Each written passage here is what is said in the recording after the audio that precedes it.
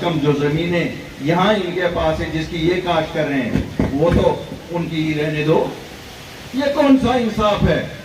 आज 75 साल बाद भी पानी नहीं और कहते हैं अच्छे दिन है, हर घर में पानी देंगे।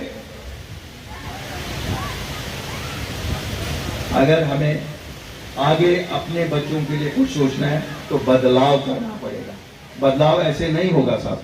देखिए ये बहुत शातिर लोग हैं, ये कल आपको मजहब के नाम पे वोट मांगेंगे, कोई रीजन के नाम पे वोट मांगेगा, कोई किसी और नाम पे वोट मांगेगा।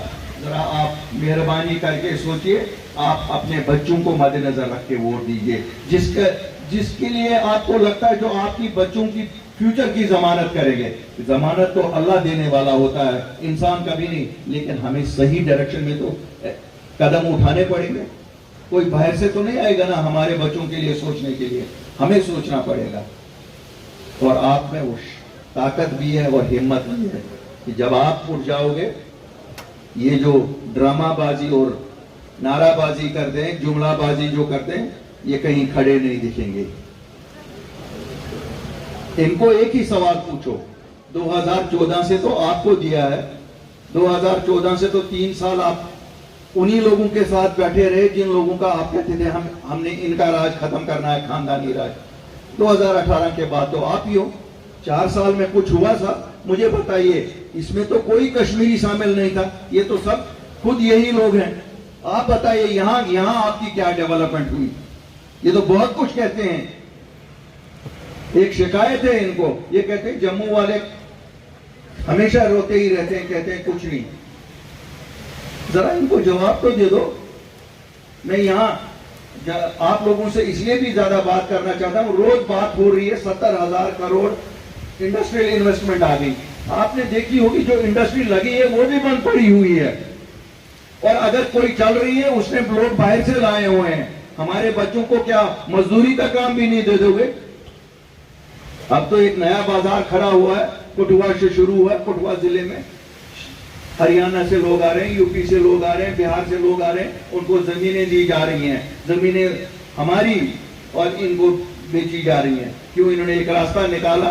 अगर 1975 में शेख मोहम्मद अब्दुल्ला ने लीज का रास्ता नहीं निकाला होता, आज इन्होंने उसी लीज को कन्वर्ट करके बोला साहब इंडस्ट्री के लिए तो देनी पड़ेगी।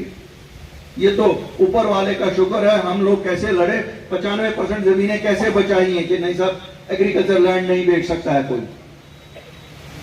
मुझे लगता है इनको हम लोगों से प्यार नहीं है, इनको शायद जम्मू कश्मीर की जमीनों से प्यार है, जम्मू कश्मीर के वसाइल से प्यार है। हमारा पानी, हमारी बिजली बाहर बनाकर बाहर बेचते हैं, हमारे लोग तरस रहे हैं।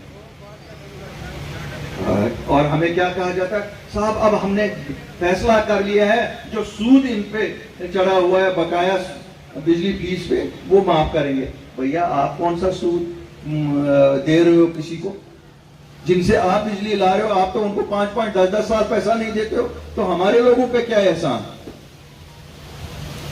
अगर आपकी चुनी हुई सरकार होती, आपकी चाहती सरकार होती, तो कम से कम हम भी किसी के पास जाते, कहते साहब अगर पूरा नहीं निसब माफ करो, निसब एक ही टर्म में ये दे देंगे। हम नहीं कहते हैं इंडस्ट्री वाले को माफ करो, लेकिन डोमेस्टिक कंज्यूमर को तो माफ करो ना। 3 साल तो ये भी कोविड में घर में रहा। इसलिए मेरे भाइयों सोच समझ के वोट देना पड़ेगा। जब तक ना आप बदलाव करोगे कुछ नहीं बदलेगा।